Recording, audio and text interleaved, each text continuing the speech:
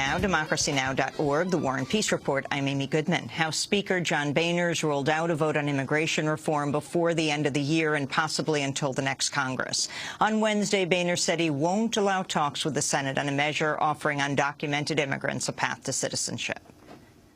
Yeah, we're going to take up a 1,300-page bill that no one had ever read, which is what the Senate did. It's not going to happen in that. And frankly, I'll make clear we have no intention of ever going to conference on the Senate bill. The Senate passed a bipartisan bill in June, but Boehner has refused to allow a vote in the House because it doesn't have majority Republican support. His comments on Wednesday came hours after he told two young DREAM activists he would support immigration reform after they confronted him in a Washington diner. With no vote this year, Congress could face a short window to pursue immigration reform in 2014 due to midterm elections. The Obama administration's unveiled low enrollment figures for the first month of the troubled health care exchange rollout. Just over 106,000 people signed up for insurance in the federal and state-run marketplaces. The White House had initially predicted first-month enrollment of over 500,000. At a House committee hearing Wednesday, administration officials said improvements to the federal health care website are continuing. The website is getting better each week as we work to improve its performance, its stability, and its functionality. As a result, more and more individuals are successfully creating accounts, logging in, and moving on to apply for coverage and shop for plans. We have much work still to do, but are making progress at a growing rate. We underestimated the volume of users who would attempt to concurrently access the system at any one time, initially in October. And we immediately addressed the capacity issues in the first few days and continue to actively work on further improving performance and creating a better user experience. At Wednesday's hearing, Republican Congressmember Darrell Issa said the federal health care website poses dangers to users' personal information. Issa's comments drew a rebuke from Democratic Congressmember Elijah Cummings. Hackers, in fact, may have already or may soon find those vulnerabilities. They may soon find your Social Security number or your sensitive information because there was no integrated security testing before the launch. Now they are attempting to use the congressional oversight process to scare Americans away from the website by once again making unsupported assertions about the risks to their personal medical information. House Republicans have scheduled a Friday vote on a measure that would let Americans retain their existing health insurance without penalties. The move would override the cancellations of health plans that don't meet the higher standards of the Affordable Care Act. A number of House Democrats are threatening to vote with Republicans following criticism of President Obama for wrongly promising that many insurance holders can keep their current plans. Aid's begun to reach some of the estimated 11 million people affected by Typhoon Haiyan in the Philippines. Aircraft from a massive U.S. carrier ship have joined the relief effort, bringing supplies to some of those left without clean water or food for nearly a week. The official death toll from the storm, one of the strongest in world history, stands at 2,357, but is expected to rise. Initial estimates said well over 10,000 may have died. The Philippines' health minister has warned it's unlikely all of the dead will be identified. Secretary of State John Kerry appeared before Congress Wednesday to urge a delay of new sanctions on Iran. Lawmakers from both parties have vowed to move ahead with a measure targeting Iranian oil exports despite the recent progress in talks between Iran, the United States, and 5 other world powers. Speaking to the Senate Banking Committee, Kerry said targeting Iran undermines negotiations. Our hope is now that no new sanctions would be put in place for the simple reason that if they are, it could be viewed as bad faith by the people we're negotiating with. It could destroy the ability to be able to get agreement, and it could actually wind up setting us back in a dialogue that's taken 30 years to be able to achieve. We're asking the Congress to give the diplomacy they sought a chance to be able to work.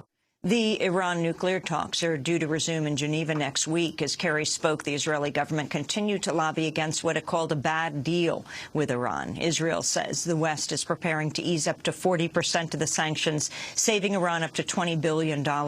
According to Reuters, Iran would be allowed to sell around $7 billion worth of oil, chemicals and gold, and also be allowed to import $12.5 billion in food, medicine and other goods that are currently barred.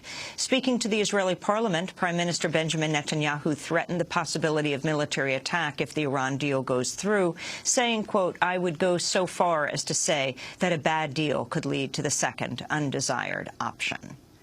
The Palestinian Authority says its delegation of peace negotiators has resigned over continued Israeli settlement building in the occupied West Bank.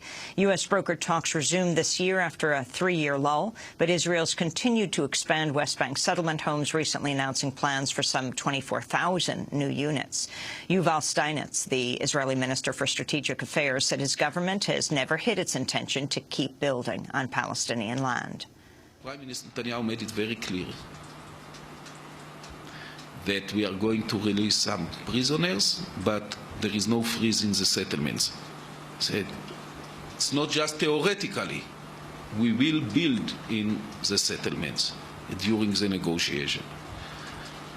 I don't suggest that this is kind of agreement, but let me be very accurate. This was clearly understood by all three sides: the Israelis, the Palestinians, the Americans. Israeli Prime Minister Benjamin Netanyahu now says he'll reevaluate the new permits so as not to distract from efforts to block a nuclear deal with Iran. 3 students were shot near a Pittsburgh high school Wednesday, just after classes ended for the day. None of the injuries are life-threatening. 6 people were taken into custody for questioning. The Union of 30,000 Machinists in Washington state has rejected a contract proposal for the aerospace giant Boeing that called for major concessions in return for guaranteed jobs. Boeing had offered workers a $10,000 signing bonus for decades of work on its 777X aircraft in return for large cuts to workers' pensions and health benefits. But on Wednesday, the union rejected the plan by a 67% margin. Boeing's previously threatened to move its 777X production out of state. In a bid to entice Boeing, Washington state recently approved the largest corporate tax break by a state to a single corporation in U.S. history. Signed into law this week, the measure hands Boeing $8.7 billion worth of incentives through 2040 to build the 777X in Washington. The new package comes a decade after Washington gave Boeing over $3.2 billion in incentives to build its 787 airplane in the state.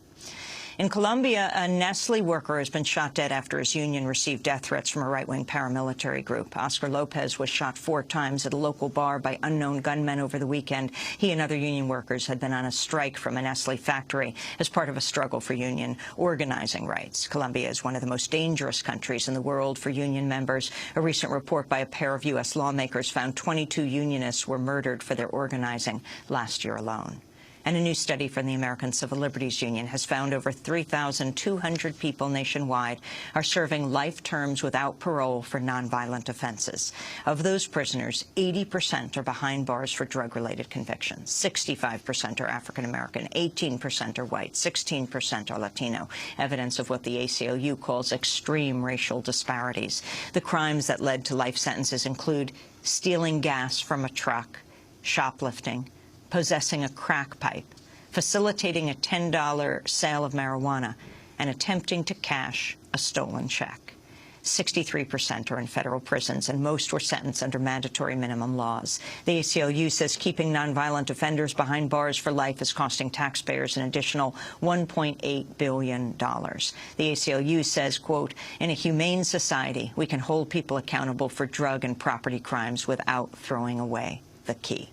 And those are some of the headlines. This is Democracy Now!, democracynow.org, The War and Peace Report. I'm Amy Goodman. And I'm Juan Gonzalez. Welcome to all of our listeners and viewers around the country and around the world.